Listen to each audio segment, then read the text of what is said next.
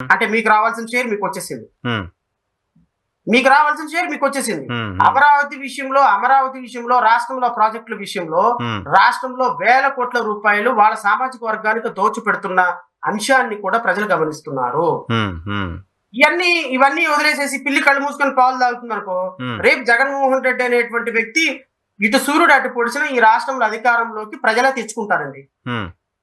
40% voting ఉంది. జగన్మోహన్ రెడ్డి చిన్న చిన్న తప్పులు రేపొద్దున కనుక కొన్ని చిన్న వర్గాలను కలుపుకొని చిన్న వ్యక్తుల్ని గత ప్రభుత్వంలో చేసిన తప్పుల్ని మరలా చేయను అని సరిదిద్దుకొని అమరావతి మీద ఒక క్లారిటీ ఇచ్చి 3 రాజధానుల మీద ఒక క్లారిటీ ఇచ్చి ఈ రాష్ట్రంలో జరుగుతున్న ప్రతి అంశాన్ని కూడా సీరియస్ గా ఫైట్ చేస్తే ప్రజలు ఆయన ముఖ్యమంత్రి చేయడానికి సిద్ధంగా ఉన్నారు. ఓన్లీ థింగ్ ఈజ్ ఆయన చిన్న మిస్టేక్స్ కరెక్ట్ చేసుకొని ఒక కాన్స్టిట్యూషనల్ మ్యాండేట్ పరిపాలన ఇవ్వగలను, నేను మారాను, కొన్ని అంశాల పట్ల నేను మారానని ప్రజలకు కనుక నిజంగా కన్విన్స్ చేసుకోగలిగితే రేపొద్దున ఆయన ముఖ్యమంత్రి అయితే ఇలా ముగ్గురు పరిస్థితి ఎలా ఉంటుందో తెలుసా?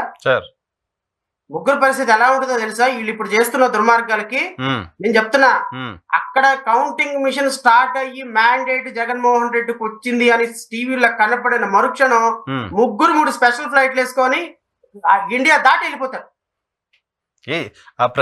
కాదు, ఆయన ఇవ్వాల్సిన హామీనే ప్రజాస్వామ్యబద్ధంగా రాజ్యాంగబద్ధంగా పోతానని కదా. రాజ్యాంగబద్ధంగా పోతానన్న వ్యక్తి రాష్ట్రంలో ప్రతిపక్షాలని ఫ్లైట్లు వేసుకొని పోయే పరిస్థితి క్రియేట్ చేస్తే ఎట్లా? ఈయన చేస్తాడో లేదో పక్కన పెట్టండి. ఈయన చేస్తాడో లేదా, ఈయన ప్రతిపక్ష పరిపాలన కాన్స్టిట్యూషన్ పరంగా ఉంటదని ఈయన చెప్పినప్పటికీ కూడా వాళ్ళ భయం ఎట్లా పోతుంది? వాళ్ళ అంత భయం ఉంటుంది అంటారా? ఓకే, వాళ్ళ భయం ఎందుకు పోద్ది అంటే నేను ఎదవని అన్న సంగతి నాకే తెలుసు. అన్ని తప్పులు చేసాం మనం అనే ఫీలింగ్ వాళ్ళకి లోపల ఉంటుంది.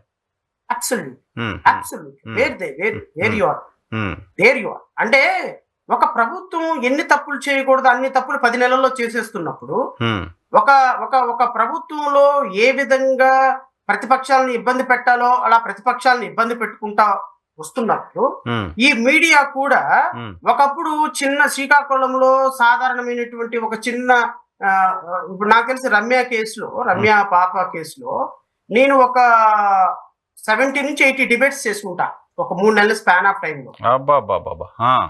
ఏది మీ ప్రియమైనటువంటి ఏబిఎన్ ఛానల్లోనే ఒక 70 to 80 డిబేట్ చేసుకుంటా.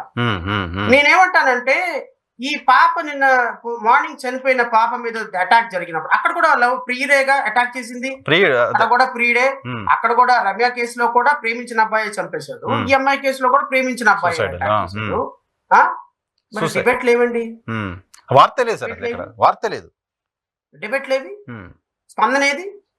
ప్రభుత్వాన్ని ప్రశ్నించేది పెద్ద పెద్ద రంకెలు వేసుకుని కోట్లు వేసుకొని రోజు కేపాల మీద ఆళ్ళ మీద రంకెలు పెట్టుకుని అరిసేటువంటి జర్నలిస్ట్ ఇవి కనిపించవా? ఈ మాటలు కనిపించవా? సాయంత్రానికి కోట్లు వేసుకొని ఓట్లు వేసుకొని కూర్చుంటామని మమ్మల్ని అసెంబ్లీలో ట్రోల్ చేసినప్పుడు మీరు మేమే కదా గొల్లుమని ఏడ్చింది. ఎందుకు ఏడ్చాము? ప్రభుత్వంలో జరిగేటువంటి అక్రమాలని మెలుగు తీయాల్సిన బాధ్యత మీడియాది. ఆ పాప కుటుంబానికి న్యాయం చేయాల్సిన బాధ్యత మీడియాది. అంతేగాని ఒక కుటుంబంలో ఒక పాప జరిగిపోతే ఈ మచ్చ ప్రభుత్వం మీద పడకుండా కాపాడుతున్నారు వీళ్ళు. ఇప్పుడు అది ప్రాబ్లం. ప్రభుత్వం కంటే ముందు రియాక్ట్ అవుతున్నారు. ఇప్పుడు ఎక్కడ ఈ ప్రభుత్వం మీద పడుతుందో అని ప్రభుత్వాన్ని ఒక షీల్డ్ లాగా కాపాడుతున్నటువంటి మీడియా. వాస్తవంగా media is suppose to protect the fundamental rights of citizen. Correct. But you people are doing, fourth estate people are doing, అంటే మీరు కాదు, you people are doing, your friends are doing, your friends are protecting government with tooth and nail.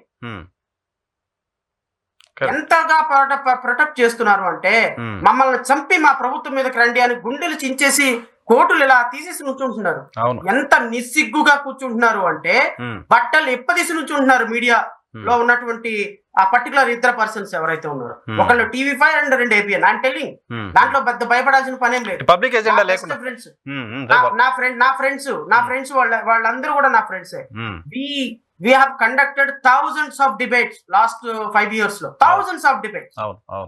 ఇప్పుడు నేనేమంటానంటే ఈ debates, ఈ constitutional spirit, ఈ ప్రజల పట్ల మమకారం ప్రభుత్వంలో చేయాల్సినటువంటి బాధ్యత ఏమైపోయింది సార్?